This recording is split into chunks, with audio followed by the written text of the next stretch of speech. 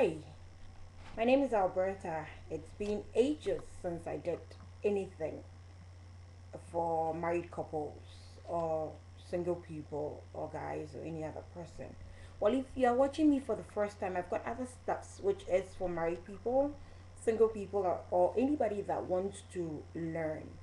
Recently, a lady from Norway told me something that really disturbed me. But I'm not going to go into that. I'm just going to give you a few examples. You can ask your pastors about this, since most of you are claiming to be Christians but are actually living by your own might and with rituals and charms and other stuffs. Well, let me read something to you from the Bible. This is specifically for women who are using charms to keep men in their homes. Let me tell you, darling, things don't keep men at home. It's a character of a woman that keeps a man at home. The words of a woman can keep a man or kick a man out. If your husband goes out and pick another girl over you, he hasn't done anything wrong. What he has done is just gone out to seek for what you could not give him. Do not blame the man. Ask yourself these questions. What am I doing that is pushing my husband away? The Bible says the Lord would bless your home. But God would only bless your home if you allow God into your home. Honey, if you do not allow God into your home, nothing will work for you.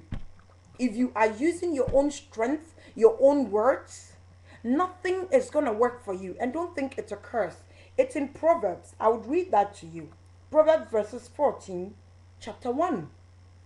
And it says, every wise woman buildeth her house, but the foolish plucketh it down with her own hands.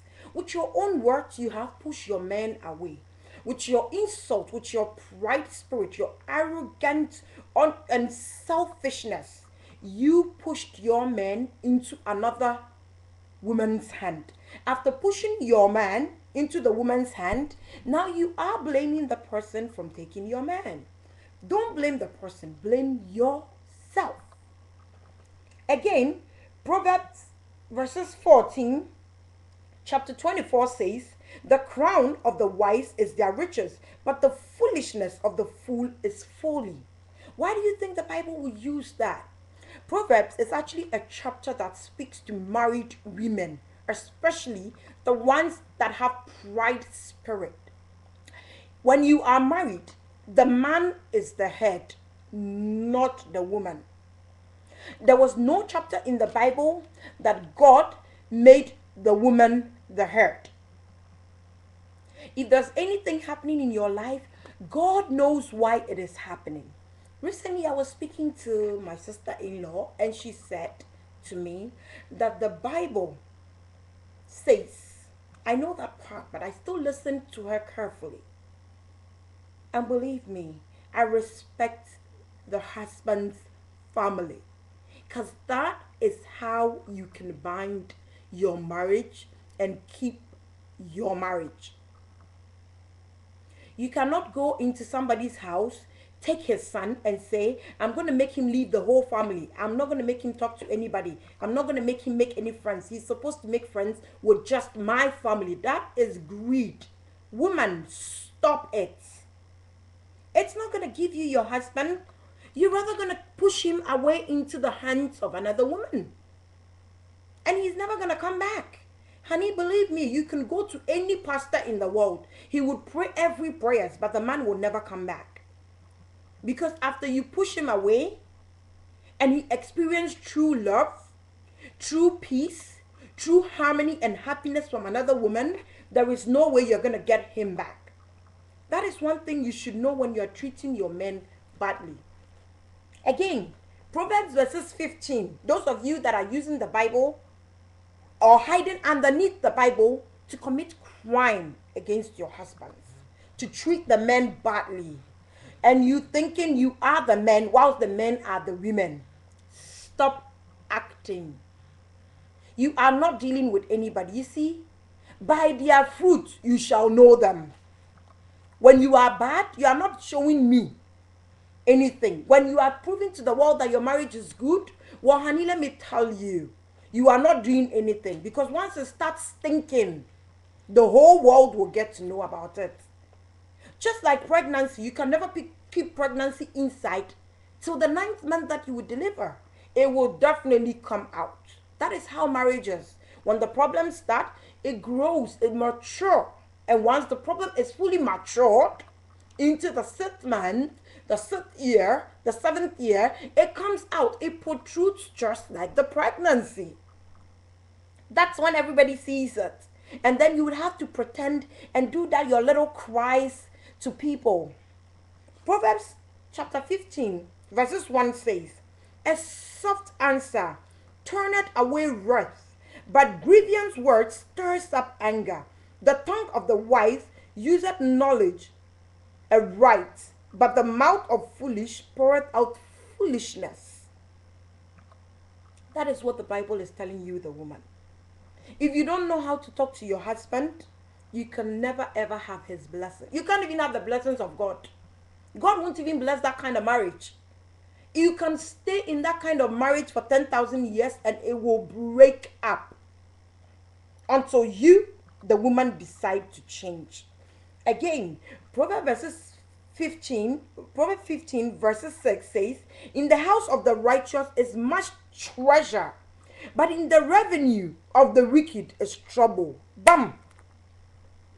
When you, the woman, decide to be the man of the house, there will always be trouble at home. When you, the woman, decide to put fear in your husband instead of love, companion, respect, understanding, you will always have problem in your home. People get married to join force. That's why the Bible said, and Adam and Eve joined flesh together and became one. They didn't become 2 or 3. Why is your mother controlling your marriage? Woman, you said you need your husband, right? Can you tell me why your mother is in between your marriage? If you need your husband to be with you, if you need a home, if you truly, honestly need your marriage, you and your husband will be one instead of you and your mother. And one other thing my mother told me, my mom said to me once, she said, if I leave your father any day, don't listen to any advice I will tell you. Because any advice I will tell you will be for revenge. When your mother has gone through divorce, she feels the man she was married to cheated her. Obviously, everything she's going to teach you is going to be evil. Revenge against an innocent, sweet man who has done nothing wrong but to marry you. Woman, do you think you are the only woman on earth? When a man decides to stay with you, it is either one, for the reason of the kids. When the kids are a bit old, he will leave you. 2, he wants to leave at the right time, when the whole world will say, this man really suffered from this girl and her family. That is what you are going through now. Don't blame anybody for your own problems. Blame yourself. Until you learn to respect your husband, treat him like the head of the family, respect him in front of people, and deal with him as a man, you can never ever be happy. God won't even make you happy. If you like, go to Tigale. It will never work. He would find one sweet, beautiful girl. God will bring into his life a very nice shaped, beautiful girl to take your place. And you know what God will do again? Each time they meet, God will reveal it to you. Just to let you see or let you know that, my daughter, if you don't sit up, this is a warning. Sit up, treat your man right, and leave your freaking mothers out of your marriage if you need your marriage. Don't blame any girl for taking your husband or your man. Blame you. Because if you know how to treat a man, the man will stay with you. There is nobody who says, I will throw away diamond and go and pick stone. If you are stone, your husband will definitely go and look for diamond. Try and be diamond. Be a diamond in your marriage. Be a diamond in your life. Be a diamond in the life of your kids, so that when there's a change, everybody will notice that change in a tremendous way. But when you are not a diamond, honey, you are just a stone. See, replacing you is so easy, and it can be done in just a day. When God finally lifts up his hand and says, I want this girl. But no, she was greedy. Greedy stealing to build houses. Greedy stealing for her mother.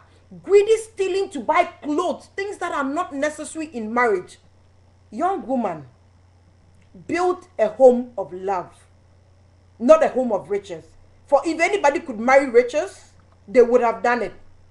Thank you. I hope you take this serious.